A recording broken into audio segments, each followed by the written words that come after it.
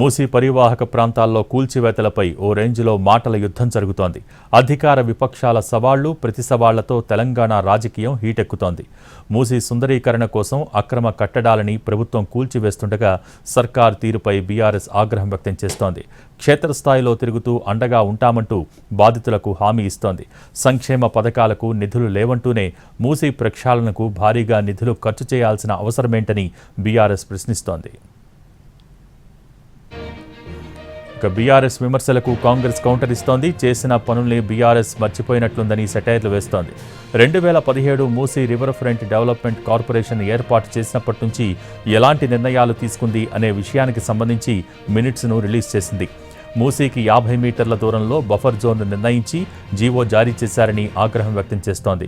మూసీని కాలుష్యరహితంగా చేయాలని కేసీఆర్ చెప్పలేదా అని కాంగ్రెస్ ప్రశ్నిస్తోంది. మూసీలో అక్రమ కట్టడాలు గుర్తించాలని గతంలో కేసీఆర్ ఆదేశించలేదా అని హస్తం నేతలు నిలదీస్తున్నారు.